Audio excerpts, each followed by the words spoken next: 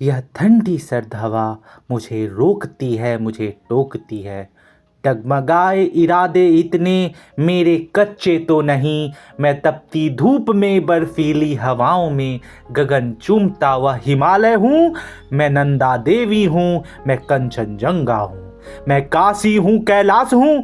मैं गंगा हूँ, मैं सिंधु हूँ। मैं कण कण में भारत हूँ। मैं भविष्य हूँ, वर्तमान हूँ।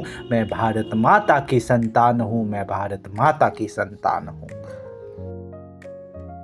स्वागत करते हैं आप सभी का फिर से एक नए दिन और एक नए ब्लॉग में। इस ब्लॉग में दोस्तों मैं आपके साथ साझा करने वाला हूं अपने दैनिक दिनचर्या को। साथ में मैं आपको यह भी बताने वाला हूं कि यूपीएससी की परीक्षाओं में जो सबसे महत्वपूर्ण भाग होता है वह क्या है। अक्सर हम लोगों के बीच में यह देखने को मिलता है कि बच्चे के मन में ये क्वेश्चन ऑलवेज रहता है कि क्या नोट्स पढ़ना चाहिए, क्यों, कौन सा नोट्स हमारे लिए बेहतर है, कौन शिक्षक अच्छा है, कौन सा इंस्टीट्यूट अच्छा है। तो इस सारे सवालों के जवाब मैं आपको इस वीडियो में देने वाला हूँ। आशा करता हूँ आप सभी स्वस्थ होंगे और अच्छे होंगे। तो फाइनली आज हमारा दिन का स्टार्टिंग होता है और हमेशा की तरह मैं कहीं ना कहीं अपने टारगेट को अचीव करने में लगा रहता हूँ। इस टारगेट में मैंने कुछ अपने ज्योग्राफी के पोर्शन को कंप्लीट किया है। बेसिकली मेरा कुछ जो सब्जेक्ट है वो कवर अप हो चुका है, लेकिन कुछ ऐसे सब्जेक्ट्स हैं जहाँ से क्वेश्चन आप कितना भी पढ़ो, जब तक practice make a man perfect आपने सुना होगा, लेकिन जब तक आप उसको अच्छे से प्रैक्टिस नहीं करोगे, आप उसको अच्छे से प्रेजेंट नहीं कर पाओगे।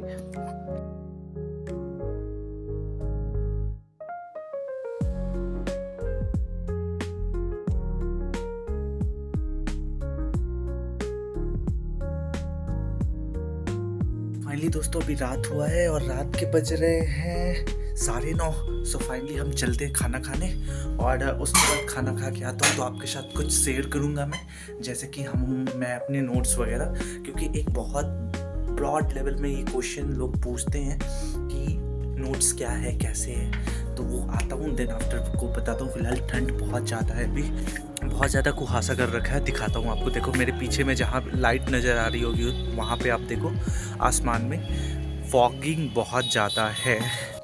खाना खा के वापस लौटने के बाद मैंने कुछ अपने टारगेट को अचीव किया था जो कि बचा हुआ था, और मैं ये सोने से पहले ही कंप्लीट कर लेता, लेकिन इसी बीच लाइन कट गया था। देन आफ्टर मैंने उसमें अपने टारगेट को अचीव किया था। अब मैं आपको वो चीज़ बताने वाला हूँ कि जनरली जो बच्चों के माइंड में ये क्वेश्चन होता है।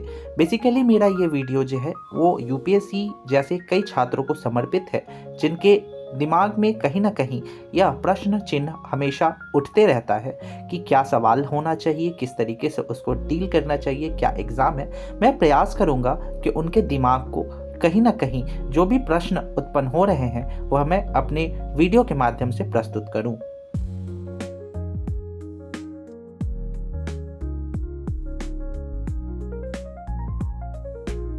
मैं सब्जेक्ट की बात करूँ तो 9 सब्जेक्ट होता है, लेकिन अगर यहाँ पे कॉपी अगर आप काउंट कर तो 1 2 3 4 5 6 7 8 9 10 11 12 कॉपी लगभग मतलब कॉमनली अगर एवरेज ऑन हम मान के चलें तो हम समझ सकते हैं कि एक सब्जेक्ट का हमारे पास एक कॉपी है। जैसे बेसिकली आपको मैं दिखाऊँ तो देखो ये कौन कौन सा सब्जेक्ट आपको होता है। बहुत बहुत कॉमन सा बात हम करने वाले हैं। जैसे एक अगर मैं आपको बात बताऊं तो देखो, सबसे पहले रफली अगर मैं आपको बताऊं तो ये हमारा एग्ज़ाम का नाम हो गया, और इसके जो होते हैं ना 3 लेवल होते हैं। पहला लेवल, दूसरा लेवल, तीसरा लेवल। ये आपका जो होता है ये प्री होता है, ये जो होता है ये आपका मेंस होता है, और ये जो होता है ये आपका इंटरव्यू होता है। ठीक है, अब इसमें जो होते हैं इसमें 2 पेपर होते हैं। ठीक है, एक जीके जीएस और ये सी सेट। ठीक है, ये जब आपका क्लियर हो जाता है, मतलब ये आपका एक प्लांट देख रहे हो आप कि इस तरीके से वो एग्ज़ाम है। पहला प्री है, प्री में 2 है, जीके जीएस सी सेट। दूसरा ये आपका मेंस होता है। मेंस में जो होता है ये टोटल ऑल ओवर 9 पेपर होते हैं, जिसमें आपको हिस्ट्री, ज्योग्राफी, मोटा मोटी मैं बताता हूँ अभी फ़िलहाल। ठीक है, एक आपका हो गया हिस्ट्री, ठीक है, एक हो गया ज्योग्राफी, एक हो गया इकोनॉमिक्स, ठीक है, एक हो गया पॉलिटी। ठीक है, इसी में एक आता है एस्से वाला सेक्शन। ठीक है, एस्से वाला सेक्शन आता है, और इसी में लास्ट में आपका जो होता है ना, अब इन्हीं 2 पेपर 3 पेपर को मिला के सारा जो होता है, एक क्वालिफाइंग पेपर होता है, एक मार्क्स वाला पेपर होता है इसमें, ऐसे की अगर मैं बात करूँ तो। देन आफ्टर ये सारे 4 पेपर होते हैं इसी में आपका, अगर इसी को देखो, एक पॉलिटी का सब ब्रांच निकल जाता है, गवर्नेंस, ठीक है। उसके बाद अगर ज्योग्राफी की बात करूं मैं, तो ज्योग्राफी में भी आपका इंडिया, इसमें 2-3 निकल जाता है। एक आ जाता है आपका इंडियन, एक आता है वर्ल्ड, ठीक है। अब इसी में अगर हिस्ट्री की बात करूं तो हिस्ट्री में 3 ब्रांच निकल जाते हैं, एंशियंट, मिडाइवल और मॉडर्न, ठीक है। ठीक है, ये बेसिक थोड़ा बहुत होता है। इंटरव्यू, इस टोटल जो कैलकुलेशन होता है इस एग्ज़ाम को फोकस में आपको लेना पड़ता है। ये जस्ट पासिंग मार्क्स होता है, ये जस्ट आपका अगर निकल गया तो इस पे आपका मेरिट बनता है। देन आफ्टर आप इंटरव्यू के लिए जाते हैं, इंटरव्यू में आपको कुछ पॉइंट्स मिलते हैं, देन आफ्टर आपका सिलेक्शन होता है। ये कुछ बेसिक पॉइंट थे। अगर मैं नोट्स की बात करूं तो नोट्स आप खुद से बनाओ। बहुत लोग बोलते हैं कि हाँ भाई कोचिंग ज्वाइन करना चाहिए या नहीं करना चाहिए। तो भाई बेसिकली मैं एक चीज़ बताता हूँ कि बच्चे को चलने के लिए बस एक सहारा की ज़रूरत होती है। देन आफ्टर कोई भी छोटा बच्चा होता है वो खुद ब खुद चलता है। सो अगर कोचिंग का भी सेम काम वही पेरेंट्स का रोल करना है कि एक छोटा बच्चा जब चलने के लिए उंगली पकड़ता है, दैट्स सेट। देन आफ्टर जब बच्चा को खुद ही देखना पड़ता है कि आगे ठोकर लगे या ना लगे, मतलब एक कहने की बात है। रेस्ट जो है आपके ऊपर डिपेंड करता है। ये सारा का सारा कॉन्सेप्ट है।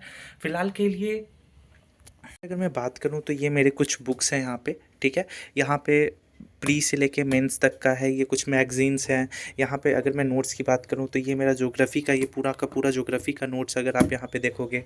यहाँ पे अगर मैं बात करूँ तो यहाँ पे आप देख सकते हो कि यहाँ पे मेरा, देखो यहाँ पे मेरे जो है ये कुछ पॉलिटी के नोट्स हैं।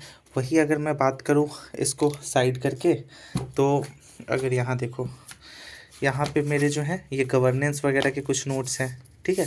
तो इस तरीके से आपको भी प्रॉपर का प्रॉपर वर्क करना है। मैं ओवरऑल बात बोलूँ तो काफ़ी इंटरेस्टिंग जर्नी है। हाँ, थोड़ा बहुत प्रेशर देखने को मिलता है, सोसाइटी का प्रेशर देखने को मिलेगा, लोगों का ताना, तो भाई दुनिया का काम है कहना।